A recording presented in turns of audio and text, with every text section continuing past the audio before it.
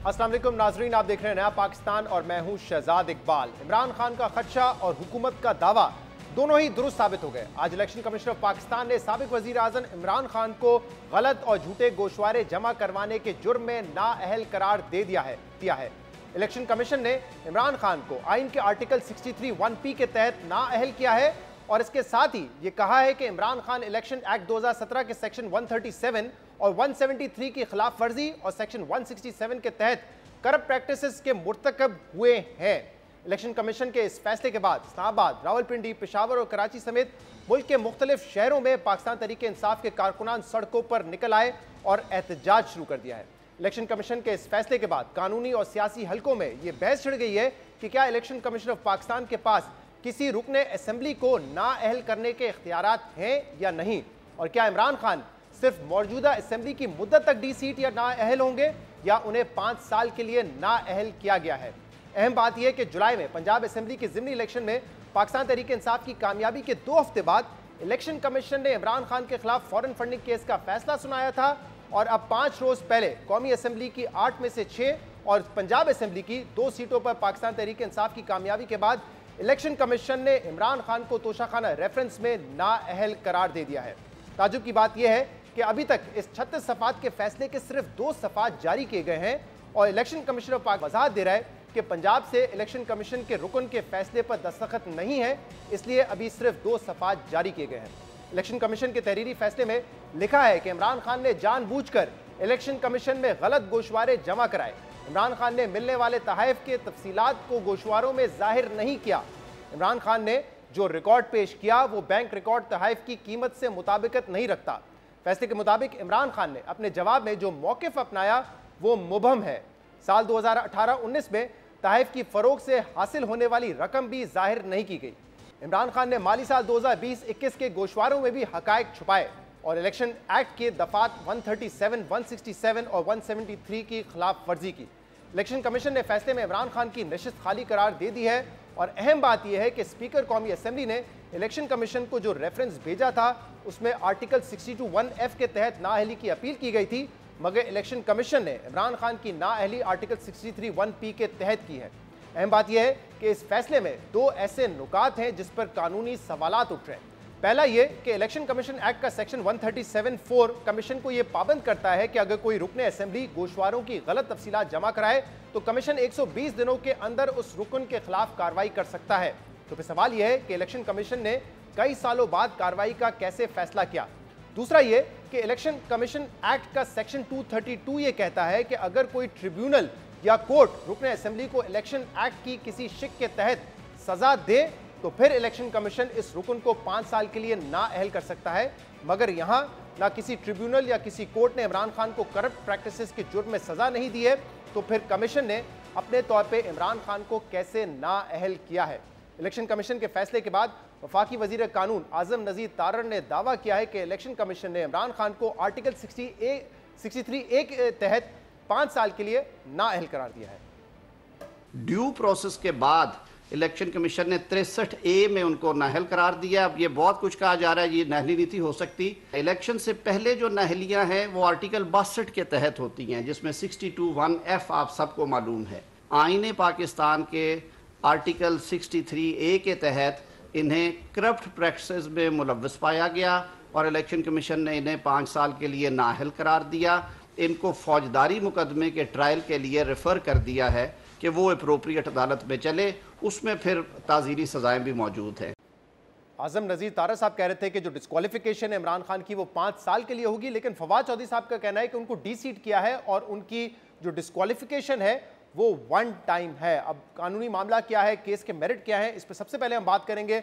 हमारे साथ मौजूद है पाकिस्तान मुस्लिम लीग नून के member national assembly Mohsin Shahnawaz Ranjha साहब। मोहसिन साहब बहुत बहुत शुक्रिया वक्त देने के लिए। आप ये रेफरेंस लेकर गए थे और इस पर आज फैसला आ चुका है।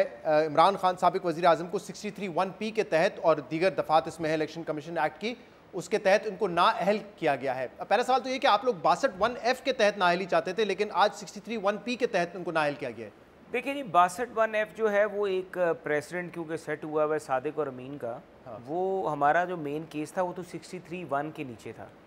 और 63(1)(a भी था, 62(1)(f) भी हमने इन्वोक किया था, 63(a) भी था, सेक्शन 137 भी थी इलेक्शन एक्ट की, मुख्तलिफ प्रोविजंस थी। और मेन हमारा ये था, वहाँ से तो हमने एक कॉन्सेप्ट उठाया था कि सादिक और अमीन होना ज़रूरी है, लेकिन मेन तो ये था कि अगर इलेक्शन होने के बाद कोई MNA जब उसकी कोई ऐसी चीज़ सामने आती है तो उसके ऊपर उसके ख़िलाफ़ कार्रवाई की जा सकती है। तो वो जो इख्तियार है 63(1) में स्पीकर के पास एक प्रोसेस गिवन है कि स्पीकर के पास जाते हैं। हम जब हमारे इल्म में ये बात तब आई थी जब इन्होंने मीडिया में ख़बरें चली कि पाकिस्तान इंफॉर्मेशन कमीशन के एक फ़ैसले के ऊपर एक सहाफ़ी ने दरख्वास्त दी, आपकी बिरादरी से उनका ताल्लुक़ था, उन्होंने इस दरख्वास्त दी और उस दरख्वास्त को पाकिस्तान इंफॉर्मेशन कमीशन ने कहा कि तोशा खाना का रिकॉर्ड पब्लिक किया जाए। उसके ऊपर इमरान खान ने कैबिनेट डिवीज़न को हदायत जारी की कि आप पाकिस्तान इंफॉर्मेशन कमीशन के ख़िलाफ़ पार्टी बन जाएं। देखिए ये पहली दफ़ा हो रहा है कि इंफॉर्मेशन कमीशन भी हुकूमत का अदारा है और उस हुकूमत के अदारे के ख़िलाफ़ भी हुकूमत की कैबिनेट डिवीज़न को हदायत दी कि आप इसको चैलेंज करें इस फैसले को। तब हमें पता लगा कि दाल में कुछ काला है। खैर हम इसको देखते रहे, बात होती रही। उसके बाद जैसे ही इलेक्शन वो मामला गया, इन्होंने कैबिनेट डिवीज़न ने कहा कि इसमें पाकिस्तान की जो आलमी जो हमारी वो नेशनल सिक्योरिटी है, कौमी सलामती को ख़तरा है अगर ये राज अफशा किए जाएँ कि किसने तोहफ़ा क्या दिया। तो उसके बाद मीडिया पे भी सवाल किए गए तो उन्होंने कहा कि हम ममालिक के नाम नहीं बता सके। हमने ये भी कहा ममालिक के नाम दिए बगैर आप बता दें कितने तोहफे लिए, तो वो नहीं बताए PTI नहीं बताए। उसके बाद फिर उन्होंने क्या किया कि हमें election vote of no confidence बिल्कुल करीब थी, तो इस्लामाबाद हाई कोर्ट के एक ऑनरेबल जस्टिस साहब ने फैसला किया कि ये रिकॉर्ड पब्लिक किया जाए। उसके बाद फिर वो रिकॉर्ड इंफॉर्मेशन कमीशन का जो था वो पब्लिक किया गया। उन्होंने काफ़ी लंबा किया। अब इस केस के दो पहलू हैं, एक तो जो टेक्निकल पहलू है और एक मेरिट क्या है इस केस की, क्योंकि इस्लामाबाद हाई कोर्ट में चैलेंज करने का फैसला किया तहरीक इंसाफ ने। सबसे पहले तो ये सवाल उठ रहा है कि क्या जुरिस्डिक्शन है इलेक्शन कमीशन ऑफ पाकिस्तान की कि वो किसी भी मेंबर को अहल या ना अहल करार दे सकता है, उसको डिस्क्वालीफाई कर सकता है। और इस हवाले से बड़ी बहस हो रही है और कानूनी जो माहिरीन उनकी राय इस पर मुख्तलिफ है। वो कहते हैं कि इलेक्शन कमीशन ऑफ पाकिस्तान के पास ये इख्तियार ही नहीं कि वो डिस्क्वालीफाई कर सके, इसलिए ये स्टैंड नहीं करेगा फैसला। देखिए इलेक्शन कमीशन ऑफ पाकिस्तान के पास ये इख्तियार है। आपको मैं मिसाल देता हूँ, एक रिसेंटली फैसल वावडा का केस था।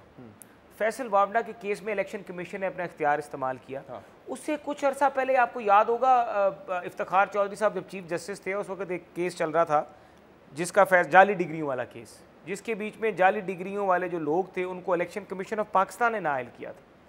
और फिर नवाज शरीफ साहब के केस में और एक सलमान जो सलमान नईम वाला जो केस है, उसको अता के अली उसको अपनी फेवर में इस्तेमाल करना चाहा, लेकिन वो उल्टा उनके गले पड़ गया। लेकिन सलमान नईम साहब का तो ओवरटर्न कर दिया था ना सुप्रीम कोर्ट ने ये फैसला, और यही कह के किया था कि इलेक्शन कमीशन ऑफ पाकिस्तान के पास ये इख्तियार नहीं है कि वो किसी को अहल या नाअहल करार दे। देखिए उसमें ये नहीं कहा, ये देखें ना, ये उन्होंने एक बात की इलेक्शन सुप्रीम कोर्ट में उसी जजमेंट के बीच में आप उसमें एक ऑनरेबल जज साहब है, उनकी जजमेंट भी निकाल के देखें, उसमें उन्होंने ये लिखा है कि ये वो कर सकता है। हमने ये पॉइंट फ़ौरन हाईलाइट किया था कि देखिए ये केस कह रहे हैं कि सलमान नईम वाला केस इलेक्शन कमीशन को इख्तियार नहीं है। यही उसी फैसले में हमने इनको पढ़ाया पैराग्राफ कि उसमें तो लिखा हुआ इख्तियार है। अच्छा, मंसूर शाह साहब के उसमें जो जजमेंट थी उसके बीच में ये इस पे भी बात की। अच्छा, जो इख्तियार है, जो कि अगर आप पढ़ें इलेक्शन कमीशन का जो एक्ट है, इलेक्शन एक्ट 2017 उसका 232, वो ये कहता है कि अगर कोई करप्ट प्रैक्टिस साबित हो कहीं सी कोर्ट ऑफ लॉ में या ट्रिब्यूनल में, तो फिर इलेक्शन कमीशन ऑफ पाकिस्तान के पास इस एक्ट के तहत ये इख्तियार है कि वो 5 साल के लिए डिस्क्वालीफाई कर सकते हैं, लेकिन उसकी प्री रिक्विजिट है कि किसी कोर्ट से या ट्रिब्यूनल से अगर कोई कन्विक्शन हो।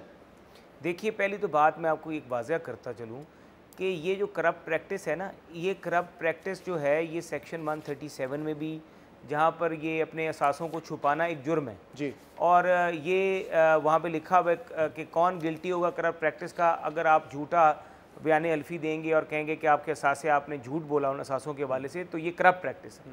अब उसके ऊपर आप कहते हैं ये कोर्ट ऑफ लॉ जो 63(1)(a है और 63(1)(a 63(1) और 63(a) ये special provisions of the constitution है। मज़े की बात यह है कि इमरान खान ने इस केस में कोई हमें कोर्ट ऑफ लॉ तो है ना, प्लेनरी जुरिस्डिक्शन की हम बात करें कि हमें वहाँ पे कोई एविडेंस रिकॉर्ड करने की ज़रूरत है, गवाहों को बुला के जिरा करने की ज़रूरत है, तो कोर्ट ऑफ लॉ की बात आ रही है। यहाँ पे तो एविडेंस मौजूद था ना, आपके पास सारा एविडेंस मौजूद है, आपने डिक्लेरेशन देनी है।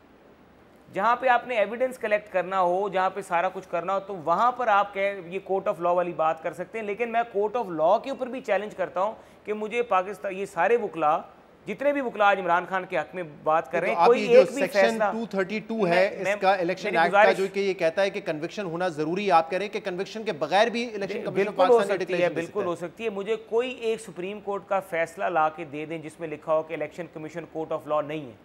मैं आपके टॉक शो में कह रहा हूँ, give me a single judgement of Supreme Court that says. इस पे सलमान नईम साहब की जो जजमेंट मैंने पढ़ी उसमें कहा था कि ये अहलियत और ना अहलियत नहीं दे सकता इलेक्शन कमीशन ऑफ पाकिस्तान, ये तो उसमें लिखा हुआ है, तभी फैसला ओवरटर्न किया ना, वरना तो नाअहल कर दिया था इलेक्शन कमीशन ने। देखिए उसके बीच में मंसूर शाह साहब की भी जजमेंट है, दोनों ने एंडोर्स किया था। मुनीब अख्तर साहब की जजमेंट थी, उन्होंने ऑथर की थी, मंसूर शाह ने एंडोर्स किया था, और उसमें मंसूर शाह साहब ने लिखा था कि ये इलेक्शन कमीशन जो है इसके बारे में कि उनका इख्तियार हो सकता है, और हमने वो अपने स्केलेटन आर्गुमेंट में इलेक्शन कमीशन को दे दिए थे। दूसरा जो कानूनी नुक्ता इस वक्त तहरीक इंसाफ के वकला उठा रहे मुख्तलिफ टीवी चैनल्स पे, वो ये कह रहे हैं 137 में तो क्लियरली लिखा हुआ है कि अगर कोई फॉल्स आपने जमा करवाए हैं स्टेटमेंट्स तो 120 दिन के अंदर कार्रवाई होनी चाहिए। ये कार्रवाई तो 120 दिन के बहुत टाइम बाद हो रही है, तो ये कैसे स्टैंड करेगा? देखिए ये जब पता लगेगा ना, ये तो वैसे भी इलेक्शन कमीशन के पास वैसे भी पावर्स हैं कि वो ऑन इट्स ओन भी कर सकता है जब भी उसको पता लगे, और उसके ऊपर भी उन्होंने फैसला किया। यहाँ तो लिखा हुआ है 120 दिन के अंदर होनी चाहिए। नहीं, मैं आपको वैसे बता रहा हूँ कि आप ना इस कानून को आप एक सेक्शन के सिर्फ उठा के नहीं पढ़ सकते, आप इसका 137 भी पढ़ेंगे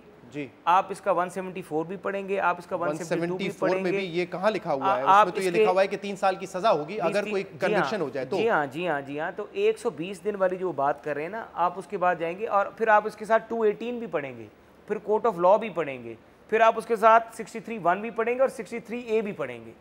ये सिर्फ कोई इतना सिंपल नहीं है। 63A या 63(1) में कहीं ये नहीं लिखा हुआ कि इलेक्शन कमीशन ऑफ पाकिस्तान 5 साल के बाद भी ये मुकदमा देख सकता है या 3 साल के बाद देख सकता है। मैं कहता हूं 30 साल के बाद भी देख सकता है। तो फिर 120 दिन लिखने की जरूरत क्या है? आपको ये गलत आपकी इंटरप्रिटेशन कर रहे हैं, ये कानून की उनकी गलत इंटरप्रिटेशन है। कानून गलत है या इंटरप्रिटेशन गलत है? इंटरप्रिटेशन गलत कर रहे ना, ये तो पीटीआई के वकीलों की इंटरप्रिटेशन है।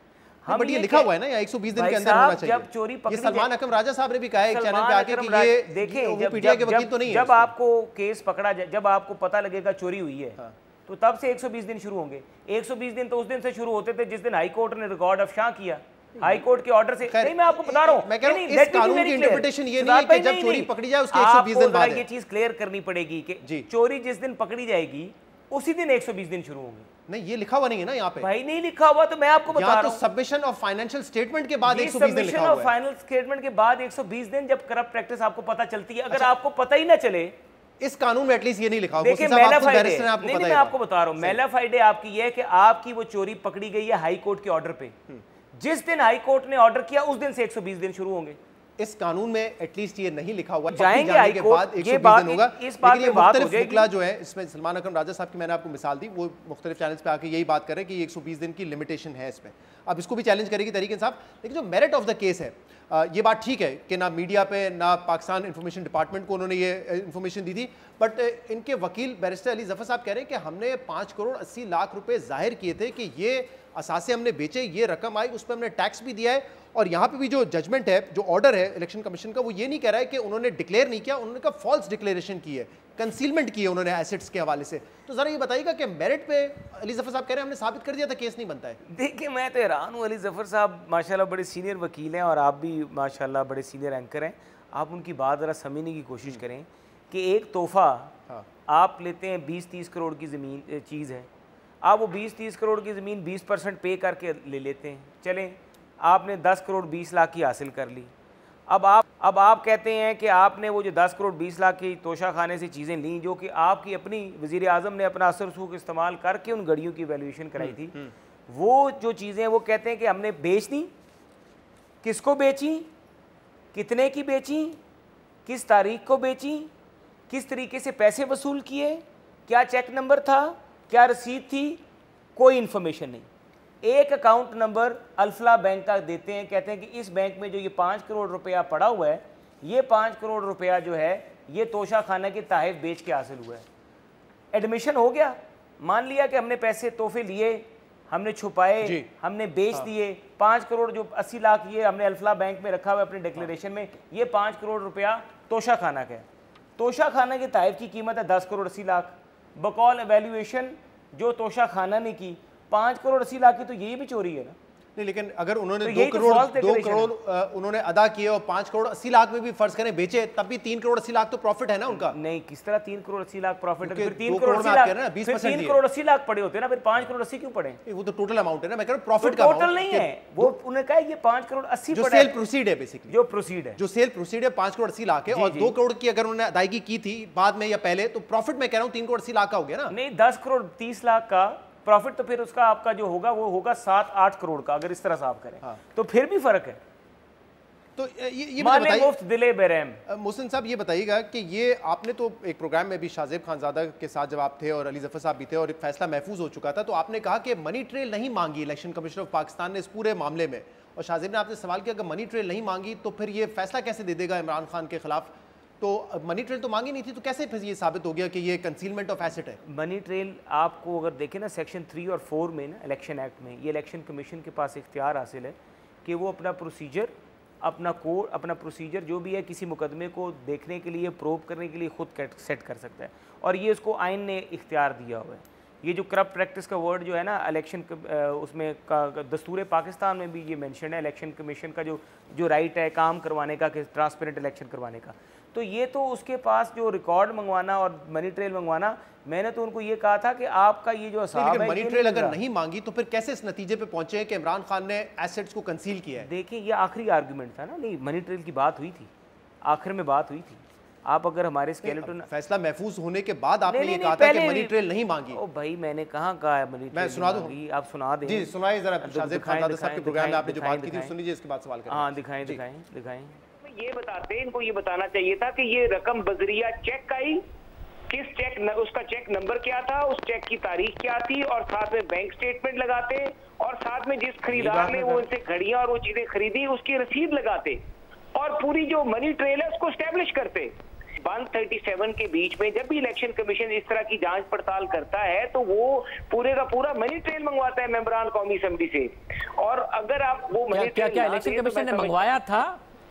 अभी तो इलेक्शन कमीशन ने मंगवाया नहीं है, लेकिन हमने ये बात की है इलेक्शन कमीशन के आगे कि ये जो एक अकाउंट नंबर बता रहे हैं, ये अभी तो इलेक्शन कमीशन फैसला करेगा। देखिए, हो सके मगर इलेक्शन कमीशन ने मंगवाया नहीं, फैसला महफूज कर लिया, तो कैसे इमरान खान के खिलाफ फैसला आ जाएगा? मंगवाया होता, उन्होंने ना दिया होता, फिर फैसला खिलाफ आता, फिर आप कैसे कॉन्फिडेंट खिलाफ आ जाएगा?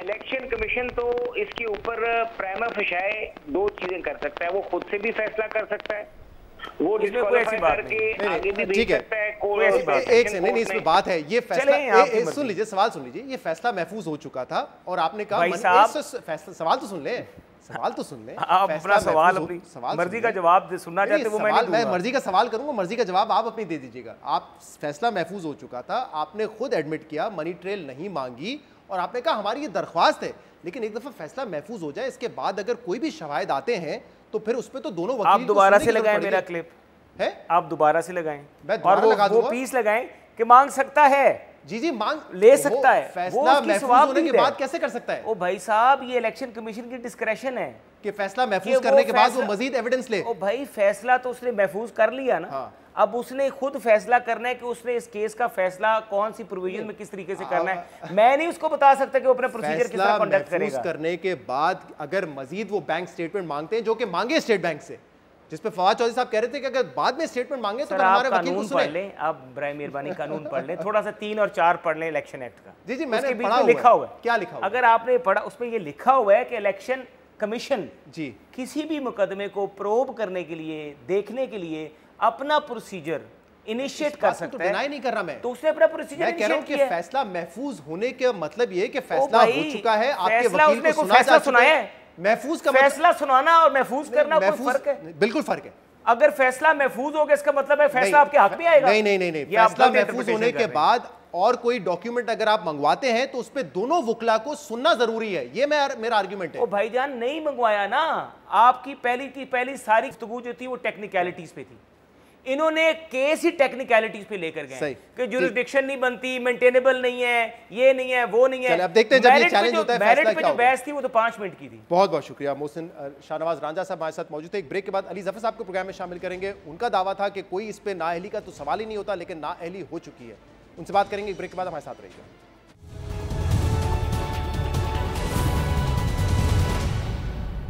वेलकम बैक नाजरीन। साबिक वजीर आजम इमरान खान को आज इलेक्शन कमीशन ऑफ पाकिस्तान ने नाअहल करार दिया है। इस पर हम मजीद बात करेंगे। इस वक्त हमारे साथ मौजूद है इमरान खान के इस केस में वकील बैरिस्टर अली जफर साहब। अली जफर साहब, बहुत बहुत शुक्रिया आपने हमें ज्वाइन किया। अली जफर साहब, आप तो बड़े कॉन्फिडेंट थे कि ना इस केस की मेरिट बनती है, क्योंकि आप कह रहे थे जितने जवाब हमसे मांगे थे वो जवाबात भी दे दिए।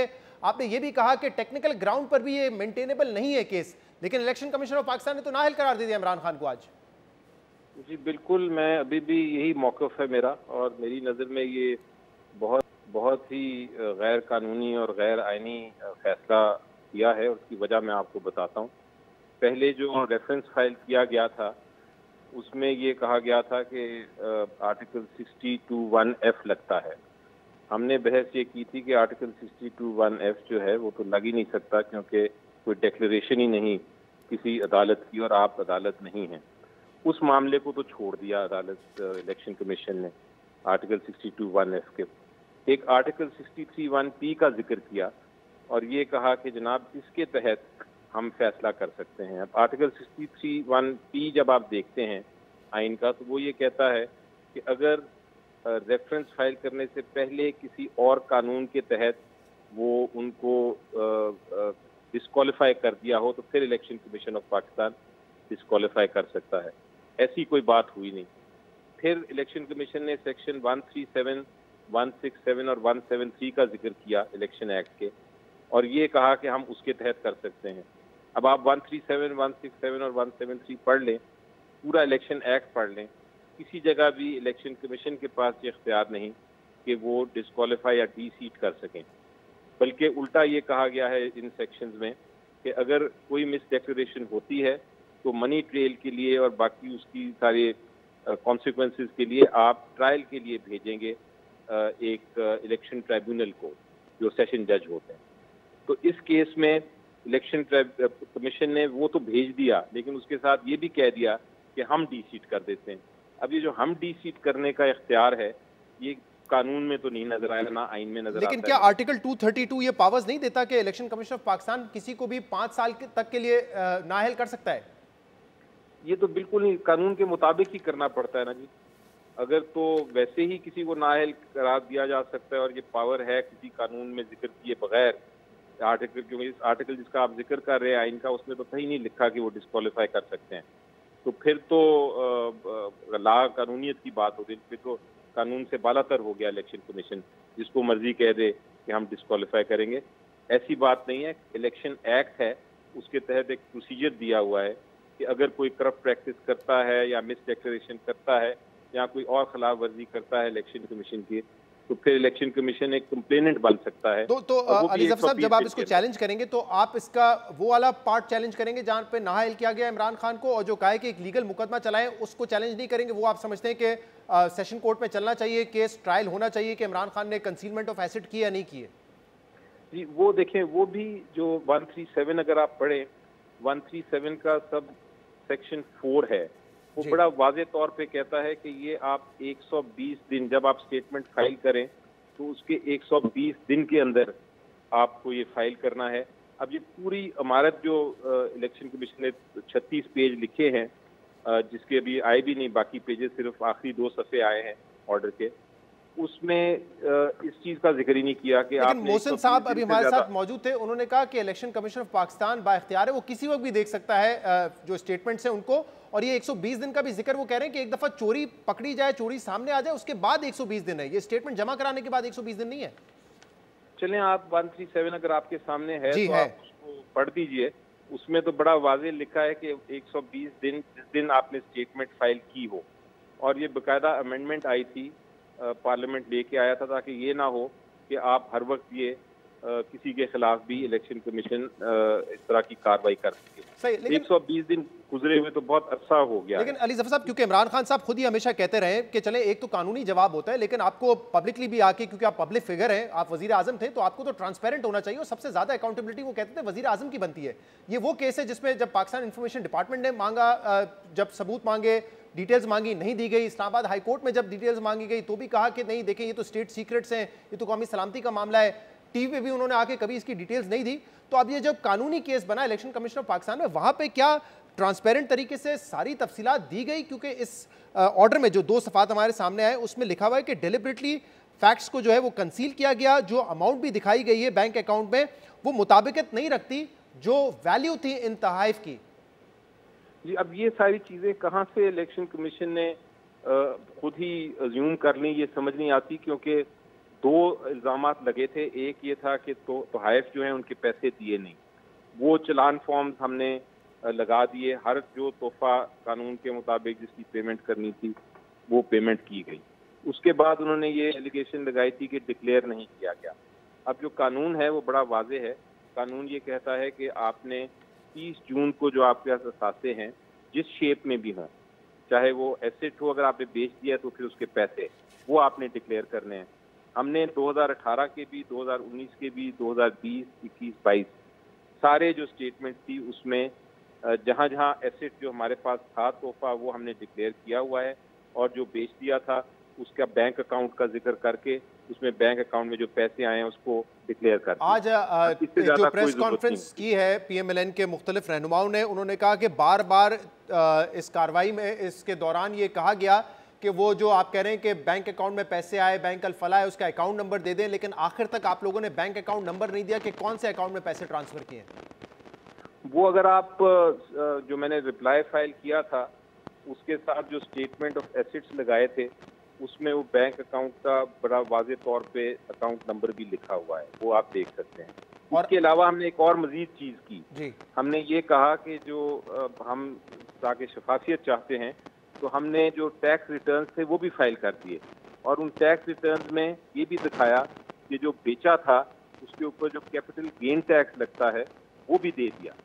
अब ये चीज़ें कर दी कि चलान फॉर्म्स भी दे दिए, स्टेटमेंट ऑफ एसेट्स में अकाउंट का भी जिक्र कर दिया, जो पैसे हैं वो भी जिक्र कर दिया, जो असासे हैं जो गिफ्ट रह गए हैं 30 जून को उनका भी जिक्र कर दिया, इनकम टैक्स रिटर्न्स भी कर दिए। और ये जो बुनियादी इल्जाम था कि वो जो गिफ्ट उन्होंने लिए थे उनकी मालियत 10 करोड़ 20 लाख की थी, लेकिन आप लोगों ने जो पैसे शो किए वो 5 करोड़ 80 लाख हैं, और इसी बुनियाद पे गालिबन यही मौक़िफ़ है state election commission of Pakistan का कि मुताबिकत नहीं रखते, यानी कि वैल्यू ज़्यादा थी एसेट की, आप कम शो कर रहे हैं, इसलिए आपने कंसील किया असासों को।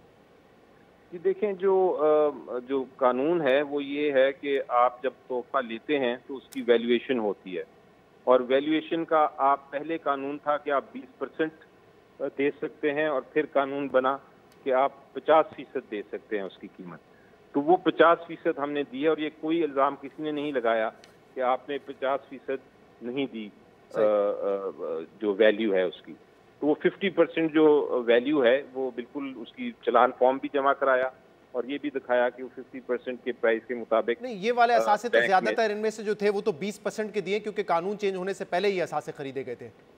जी 20 हमने, उसके बाद जब 50% वाले भी थे वो भी हमने डिक्लेयर कर दिए, हालांकि वो इल्जाम नहीं था। अली साहब, आखिरी सवाल ये कि ये डिस्क्वालिफिकेशन जो है अगर ये स्टैंड करती है तो क्या ये वन टाइम है, यानी कि इमरान खान साहब अभी 7-6 नशिस्तों पे इलेक्शन जीते, क्या उसका ओथ ले सकते हैं क्योंकि वो डी-सीट हो चुके हैं, या इस टर्म के आखिर तक यानी कि अगस्त 2023 तक वो डिस्क्वालीफाइड रहेंगे, या 5 साल के लिए रहेंगे? जैसे आजम नज़ीर तारक साहब ने कहा 5 साल की डिस्क्वालिफिकेशन है, तो अगर ये स्टैंड करती है तो फिर कितने टाइम के लिए इमरान खान डिस्क्वालीफाइड है? जी देखें, ये तो डी-सीटिंग है।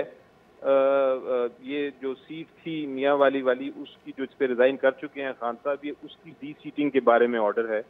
ये कोई वो आर्टिकल 62(1)(f) वाला या कोई 5 साल वाला या किसी और शिक के नीचे नहीं है। बहुत सारी शिकें हैं आइन की, मसलन आप अगर आपको सज़ा हो जाती है तो फिर आप 5 साल के लिए आप नाअहल हो जाते हैं। 62(1)(f) में आप ताहयात नाअहल हो जाते हैं, लेकिन इसमें कोई ऐसी शिक नहीं है 63(1)(p) में जिसमें कोई जो लॉ अप्लाई होगा उसके मुताबिक होंगे। तो लॉ तो इलेक्शन कमीशन का 5 साल के लिए कहता है ना? नहीं, लॉ इलेक्शन कमीशन का 5 साल के लिए नहीं कहता। वो ये कहता है कानून कि अगर election commission of Pakistan section 137 के तहत अगर ट्रायल के लिए केस भेज दे और ट्रायल में ये साबित हो जाए कि मिस डिक्लेरेशन है, और फिर मैटर जब वापस इलेक्शन कमीशन को आएगा तो इलेक्शन कमीशन ऑफ पाकिस्तान 5 साल की हद तक सजा दे सकता है, डिपेंडिंग ऑन कि वो ऑर्डर में क्या लिखा है। ये वाला बहुत बहुत शुक्रिया। अली जफर साहब हमारे साथ थे, कह रहे थे डी सीट हुए इमरान खान साहब, क्योंकि 63(1) इस हवाले से नहीं कहता कि 5 साल या पूरे टर्म के लिए डिस्क्वालीफाई होंगे, तो वो कह रहे हैं कि उनकी जो इंटरप्रिटेशन है उसके मुताबिक इमरान खान डी सीट हुए हैं अगर ये फैसला स्टैंड करता है। प्रोग्राम में शामिल करेंगे एक ब्रेक, इसके बाद मजीद बात करेंगे, हमारे साथ रहिएगा।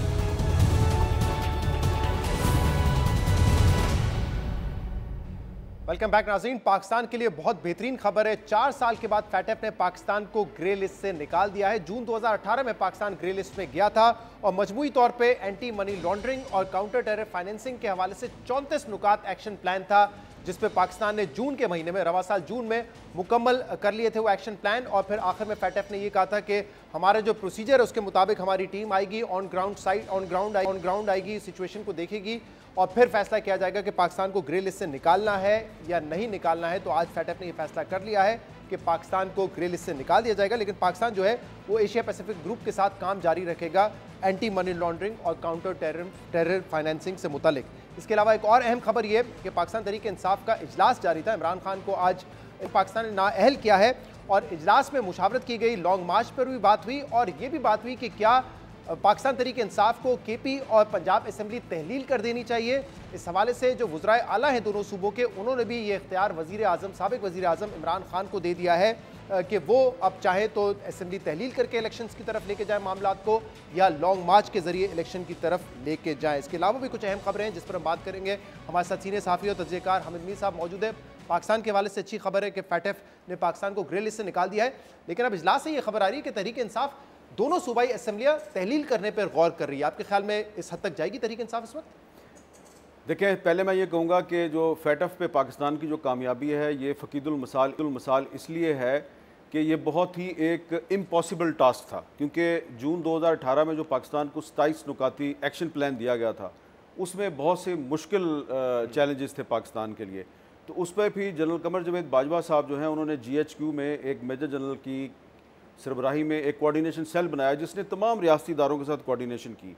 जब उस पर अमल दरामद मुकम्मल हुआ तो फैटफ ने फिर इस साल जून 2022 में एक 7 पॉइंट एक्शन प्लान दे दिया, फिर उस पर भी अमल दरामद हुआ।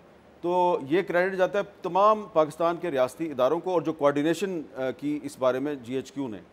अच्छा, अब ये जो इमरान खान साहब की ज़ेर क़यादत जो इजलास हुआ है उसमें जो सलाह मशवरा हो रहा है, तो अब आप ख़ुद सोचें कि अगर पंजाब जो पाकिस्तान का सबसे बड़ा सूबा है और खैबर पख्तूनख्वा, अगर इन 2 सूबों की असम्बलियाँ तोड़ दी जाती हैं तो उसके बाद पाकिस्तान के 2 बड़े सूबे जो हैं वहाँ पे जमहूरियत जो है वो बिल्कुल एक खला में होगी।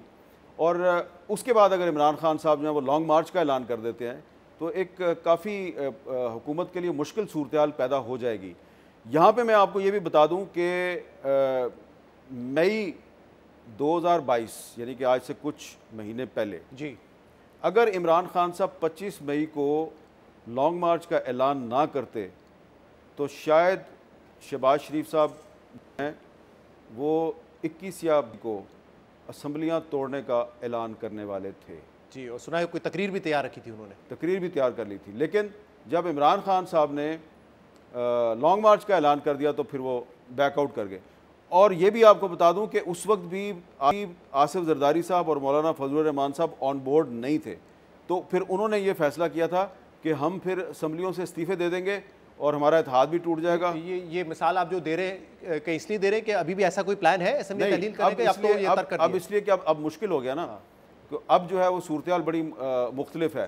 तो अभी भी पिछले कुछ दिनों में कुछ अनऑफिशियल कॉन्टेक्ट्स हुए हैं मुस्लिम लीग नून और तहरीक इंसाफ के दरमियान, अनऑफिशियल। वो जो इमरान खान साहब कह रहे हैं ना कि इस्टेब्लिशमेंट से मुज़ाकरात हो रहे हैं, वो कोई मुज़ाकरात नहीं थे, हुकूमत से हो रहे हैं। इस्टेब्लिशमेंट ने इनको ये कहा था कि आप एक दूसरे के साथ मुज़ाकरात करें, तो वो ऑफिशियल मुज़ाकरात तो नहीं हुए लेकिन कुछ कॉन्टेक्ट्स हुए आपस में, उनको हम मुज़ाकरात नहीं कह सकते। लेकिन आज इलेक्शन कमीशन का फैसला आ गया तो मेरा ख्याल है वो जो कॉन्टैक्ट्स हैं वो भी ख़त्म हो गए। लेकिन मीर साहब, अगर दोनों असेंबलियां तहलील कर भी देती है, एक तो काफली की मदद से और दूसरा केपी में खुद वो तहलील कर देते हैं, तो भी क्या गारंटी है कि 3 महीने के अंदर इन दोनों सूबों में एटलीस्ट इलेक्शन हो जाएंगे, या इन असेंबलियां तोड़ने की वजह से कौमी असेंबली भी टूट जाएगी? ये गारंटी होगी तभी ये इंतहाई कदम उठाएगी ना तहरीक इंसाफ। नहीं, एक क्या उसकी सूरत हाल पैदा हो जाएगी ना, फिर आप पाकिस्तान को कैसे चलाएंगे? अगर गवर्नर राज लगा दें वहाँ पे, गवर्नर राज लगा देंगे तो इमरान खान साहब जो हैं उनकी मॉरल पोजीशन बड़ी मजबूत हो जाएगी उनकी जो हुकूमत के खिलाफ जो तहरीक होगी उसमें बड़ा जोर आ सकता है। क्योंकि बहुत से लोग ये कहते हैं जी अगर इमरान खान साहब बाकी पाकिस्तान में कबल अज़ वक्त इंतखाबात करवाना चाहते हैं तो वो खैबर पख्तूनख्वा और पंजाब की असम्बली तोड़ दें। तो अगर उन्होंने तोड़ दी तो फिर पीपल्स ये कियोस आपके ख्याल में लीड करेगा टुवर्ड्स जनरल इलेक्शन? बिल्कुल कर सकता है, क्योंकि बहुत से जो नून लीग के फेडरल मिनिस्टर हैं वो ये कह चुके हैं ऑन द रिकॉर्ड कि इमरान खान पहले पंजाब की और खैबर पख्तूनख्वा की असम्बली तोड़ें तो फिर वो हमसे मुतालबा करें। तो पीपल्स पार्टी भी ये कह चुकी है कि आप पहले तोड़ें फिर हम सोचेंगे कि सिंध असम्बली तोड़नी है नहीं तोड़नी। अच्छा भाई साहब, ये इमरान खान साहब ऑब्वियसली फौरी तौर पे कुछ इसलिए चाहते हैं क्योंकि नवंबर उनके लिए बड़ा इंपॉर्टेंट है, नवंबर की तैनाती इतनी इंपॉर्टेंट, लेकिन ये क्यों है? आज भी ये खबर आई और उस मीटिंग में आप भी गालिबन शरीक थे कि आर्मी चीफ साहब ने दोबारा कह दिया कि मैं 5 हफ्ते बाद रिटायर हो रहा हूँ, मैं रिटायर हो जाऊंगा, ऑब्वियसली फिर कोई नए चीफ आएंगे। तो अभी भी इमरान खान साहब क्यों नवंबर की तैनाती से पहले ही लॉन्ग मार्च करना चाहते हैं? वो जो आर्मी चीफ का NDU में जो उनकी इंटरेक्शन थी उसकी ISPR ने एक प्रेस रिलीज भी जारी की है, तो वो सारी की सारी जो इंटरेक्शन थी वो ऑफ द रिकॉर्ड थी। अगर उसकी किसी ने बाहर निकल के खबर दिया तो बहुत अनप्रोफेशनल काम किया, क्योंकि वहाँ पे आर्मी चीफ ने ये कहा था कि आपने बाहर जाके बात नहीं करनी। तो जिस किसी ने भी खबर दिया उसने अनप्रोफेशनल काम किया और इस तरह फिर मीडिया की क्रेडिबिलिटी ख़राब होती है। लेकिन मैं ये समझता हूँ कि ये जो आज इलेक्शन कमीशन का जो फैसला आया है, इस इलेक्शन कमीशन के फैसले पे जो लोग ढोल पीट रहे हैं और मिठाइयाँ बांट रहे हैं वो इस पे ज़्यादा खुश ना हो, क्योंकि ये काफ़ी कमज़ोर फैसला है। हाँ, ये मेरी इतला है, मेरी इन्फॉर्मेशन है कि कुछ और मुकदमात हैं उनमें इमरान खान साहब के ख़िलाफ़ अगर फैसला आता है तो उसका उनको ज़्यादा नुकसान पहुँच सकता है। जहाँ तक ये फैसला है, देखें फैसल वाडा साहब को भी इलेक्शन कमीशन ने डिस्क्वालीफाई किया, वो मामला भी सुप्रीम कोर्ट में है। तो ये मामला पहले इस्लामाबाद हाई कोर्ट में जाएगा, उसके बाद वो सुप्रीम कोर्ट में चला जाएगा, तो ये मामला अल्टीमेटली सुप्रीम कोर्ट में जाएगा। और मेरा ख्याल है कि इलेक्शन कमीशन का जो फैसले की अभी तक मैंने खबर सुनी है या देखी है, वो कोई इतनी स्ट्रॉन्ग ग्राउंड फैसला नहीं लग रहा है, मजबूत नहीं है। बहुत बहुत शुक्रिया, हम मीर साहब हमारे साथ मौजूद हैं। नाज़रीन, आज कहीं शो से इजाज़त दीजिए, अल्लाह हाफ़िज़।